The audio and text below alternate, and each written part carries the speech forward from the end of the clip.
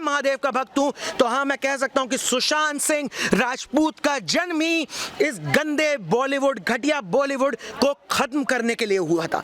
और आज जो कुछ भी हो रहा है बिल्कुल सही हो रहा है और सुशांत की कुर्बानी हम व्यर्थ नहीं जाने देंगे। एड़ी से चोटी तक का जोर लगा देंगे और इन बॉलीवुड वालों को, इन सोनिया सेना वालों को, इन शिवसेना वालों को इनकी औकात दिखा के रख देंगे, समझे? बॉलीवुड ड्रग्स की आंच अब टीवी इंडस्ट्री पर भी पहुंच चुकी है। भारती और उनके पति का जिस तरह से नाम सामने आया और भारती कबूल भी चुकी हैं और उसके साथ ही उनके घर जो है गांजा बरामद हुआ है। किस तरीके से देखते हैं आप इन सब चीज़ों को?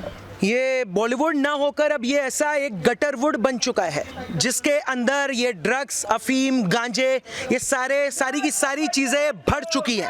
अब ये कहीं ना कहीं जनता को डिसाइड करना पड़ेगा कि आने वाले समय में इस युग को क्या दिशा दिखानी है, क्या करना है, कैसे करना है, क्योंकि यहाँ पे खाली ड्रग्स इनटेकिंग की बात नहीं हो रही है। अगर आप भारती सिंह की बात कर रहे हो तो भारती सिंह और हर्ष ये तो बहुत छोटी छोटी मछलियां हैं। कहीं ना कहीं शिकंजा अभी इन तीनों खानों पर भी बाकी है, कहीं ना कहीं शिकंजा रणबीर सिंह पर भी बाकी है, रणबीर कपूर पर भी बाकी है।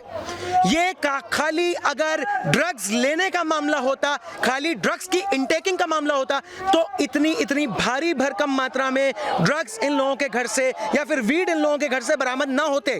कहीं ना कहीं अगर आप इस मामले को डीपली देखोगे तो ये बॉलीवुड वाले, ये ड्रगीवुड वाले, ये दाऊद गैंग वाले कहीं ना कहीं ये पैडलिंग का भी, पैडलर्स का भी काम कर रहे हैं, कहीं ना कहीं ये स्मगलिंग का भी काम चला आ रहा है। वरना खुद सोचने की बात है कि एक एक शो से ये लोग इतना नहीं कमा पाते हैं जिससे ज्यादा इन लोगों के पास प्रॉपर्टीज हैं। गिनती की एक फिल्म मैंने अभी फिलहाल भारती की हाल फिलहाल में देखी, एक पिक्चर करी है, नॉर्मल ये छोटे पर्दे पे काम करती है, 2 फ्लैट प्लस 1 ऑफिस, वो भी मुंबई के उस एरिया में जहां की लैंड सबसे ज्यादा एक्सपेंसिव है। तो कहीं ना कहीं ये सारी चीजें इशारा दे रही हैं कि ये यहाँ पे खाली भारती सिंह की बात नहीं है, यहाँ पे खाली हर्ष की बात नहीं है।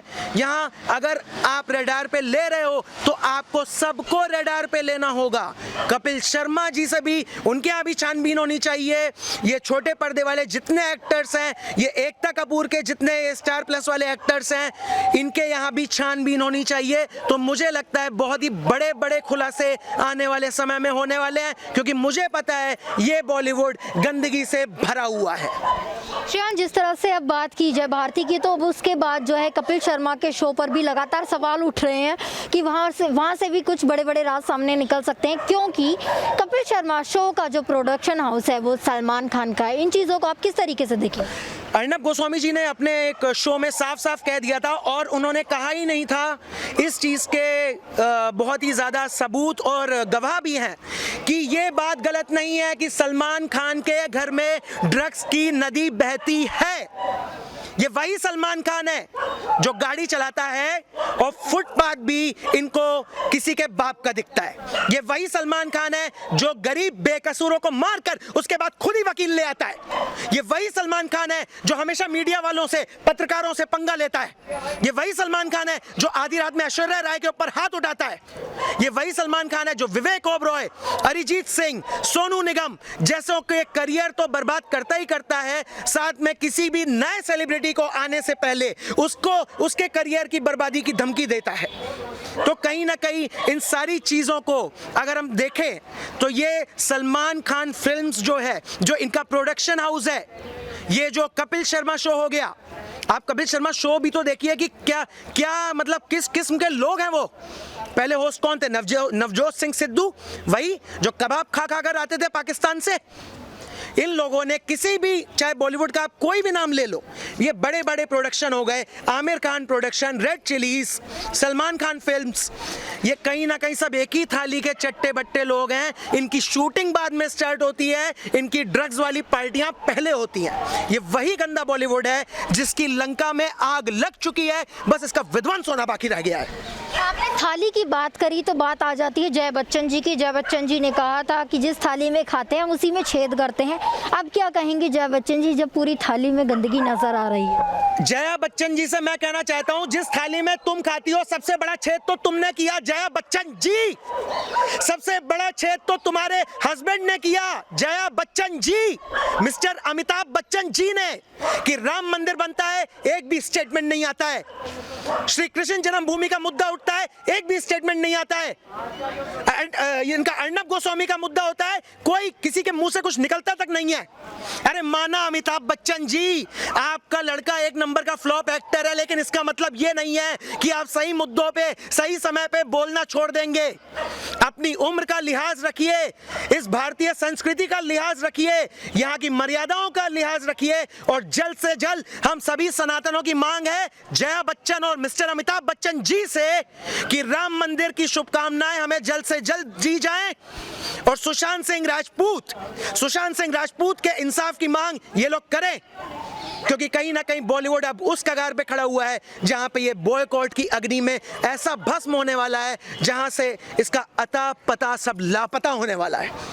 भारती सिंह ने एक बार कपिल शर्मा के शो में ही अर्नब गोस्वामी की मजाक उड़ाया था, ड्रग्स को लेकर जो उन पे एपिसोड आया था अब उसको लेकर उन्होंने मजाक उड़ाया था, लेकिन अब जनता जो है भारती का मजाक उड़ा रही है, पासा पलट चुका है। ये भारती जी, आपको मैं ये प्रार्थना बताना चाहूँगा कि ये भारती जी मजाक नहीं उड़ाती थी, ये जो उनके अंदर चीज़ें आती थी ड्रग्स लेते लेते ये वो सब ऐसे ऊट पटांग हरकतें करवाती थी। अभी ये रणवीर सिंह जी हो गए, उल्टे सीधे ऐड बनाया इन्होंने, बिंगो पे एक ऐड बनाया है जो बहुत ज़्यादा इस समय कॉन्ट्रोवर्शियल हो गया है, वहाँ पे ये लोग सुशांत सिंह राजपूत का मजाक उड़ा रहे हैं। अरे जो व्यक्ति है ही नहीं इस दुनिया में, जिसके इंसाफ के लिए आधे से ज़्यादा हिंदुस्तान पागल हुआ बैठा है, आप उसका मजाक उड़ाते हो? है कौन ये रणवीर सिंह? किस खेत की मूली है? पद्मावत जैसी मूवी बना के हमारे सनातन हिंदू धर्म को बदनाम करने वाले अपने वाइफ को भेज देते हो जेएनयू प्रोटेस्ट करने के लिए। ये वही रणवीर सिंह है? भारती की बात कर रही हो आप? भारती तो मजाक बनाती हैं, प्लस ये कोई एक वहाँ का होस्ट है, उसने अभी संजय राउत का ये इंटरव्यू लिया था। ये जितने वहाँ के स्टैंड अप कॉमेडियंस हैं, ये कभी श्री राम का मजाक बनाते हैं, कभी सनातन संस्कृति का मजाक बनाते हैं। ये कहीं ना कहीं बॉलीवुड एक ऐसा कंटेंट बन चुका है जो हमारे हिंदू धर्म को बदनाम करने में लगा हुआ है। आश्रम, सैक्रेड गेम्स, पीके, पद्मावत, ब्ला ब्ला ब्ला ऐसी वेब सीरीज, फिल्म कंटेंट बनाकर ये कहीं ना कहीं बहुत ज़्यादा हमें बदनाम करने की साजिश है। क्योंकि बॉलीवुड वालों के अंदर अगर इतनी हिम्मत है तो गैर हिंदुओं पे आप बनाकर दिखा दीजिए। वहाँ पे तो गैर हिंदुओं के तो अगर एक फोटो भी पोस्ट कर देते हो तो बेंगलोर जैसे शहर में आग लगा दी जाती है। आप एक कंटेंट बना कर दिखा दीजिए। हमेशा सनातन हिंदू धर्म को ही टारगेट क्यों किया जाता है? क्योंकि ये लोग ईगो के नशे में चूर लोग हैं, ये लोग एंटी नेशनलिस्ट लोग हैं, ये लोग एंटी हिंदू लोग हैं। अब हम लोग बात अगर मान लीजिए स्वरा भास्कर की करते हैं तो कितना अनाप शनाप बोल रही है, रिया चक्रवर्ती के इंसाफ की बात कर रही है। ये वही स्वरा भास्कर है जो लाहौर जाती है, ये वही स्वरा भास्कर है जो वहाँ की जनता से अपने वहाँ के पत्रकारों से सुर्खियां बटोरती है। ये वही स्वरा भास्कर है जो भारतीय मीडिया को पाकिस्तान में जाके बदनाम करती है। ये वही स्वरा भास्कर है जो लाहौर जैसे शहर को हमारे दिल्ली से बढ़िया और अच्छा बताती है। ये वही स्वरा भास्कर है जो टोटल एंटी नेशनल बातें करती है।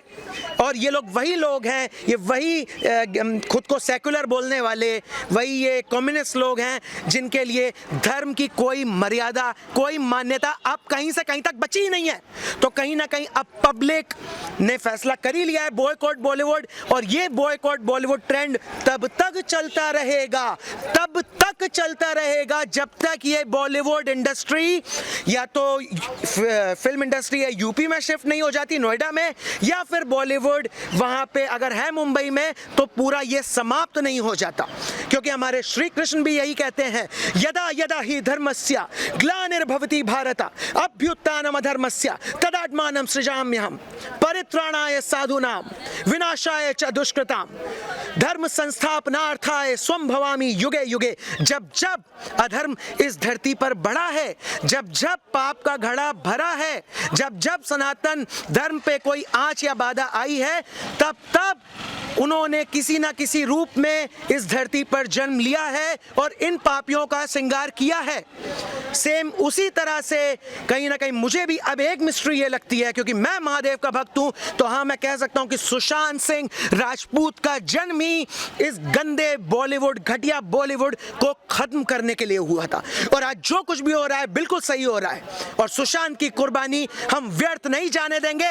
एड़ी से चोटी तक का जोर लगा देंगे और इन बॉलीवुड वालों को, इन सोनिया सेना वालों को, इन शिवसेना वालों को इनकी औकात दिखा के रख देंगे, समझे? उद्धव ठाकरे जी, आदित्य ठाकरे जी, शरद पवार जी, समझ गए ना? समझ के ही रहना।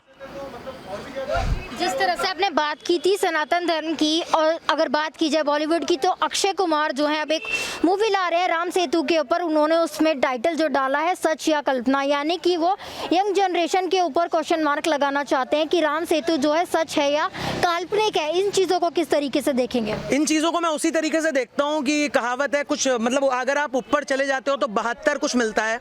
अभी मैं पूरा नाम नहीं लेना चाहूँगा खुल के।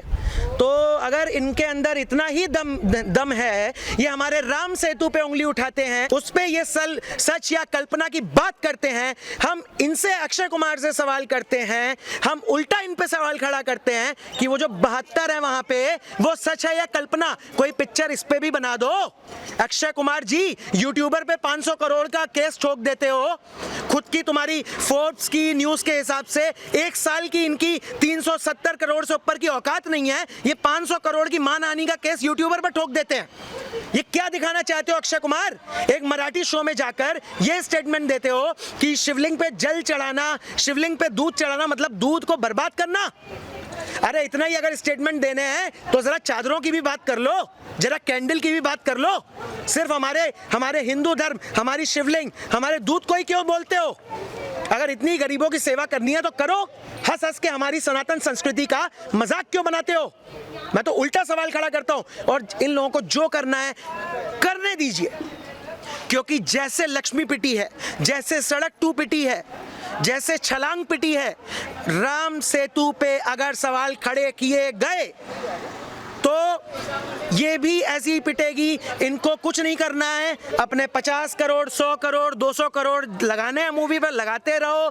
हम मूवियां बॉयकॉट करते रहेंगे जब तक तुम्हें एकदम ये फर्श जब तक नहीं दिखा देते हैं तब तक हम रुकने वाले नहीं हैं। जब तक हम सुशांत सिंह राजपूत जी को इंसाफ नहीं दिला देते हैं हम रुकने वाले नहीं हैं। हम अर्नब गोस्वामी जी के साथ हैं, हम शाइनिंग इंडिया के साथ हैं, और मैं सभी व्यूअर्स से चाहता हूं कि ज्यादा से ज्यादा आप मेरी इस विचारधारा को शेयर करिए, जिससे हम सबके अंदर ये जागरूकता आए कि कहीं ना कहीं हम ही वो लोग हैं जिनका पैसा खाकर ये इतने 7वें आसमान पे उड़ते हैं। हम ही लोग हैं जिनसे सीधे मुंह ये लोग बात नहीं करते हैं, और हम ही वो लोग हैं जो आज अगर कुछ सत्य को इंसाफ दिलवा सकते हैं तो वो हमारे द्वारा ही हो सकता है, और कोई बाहर से आके ये चीजें नहीं करने वाला है।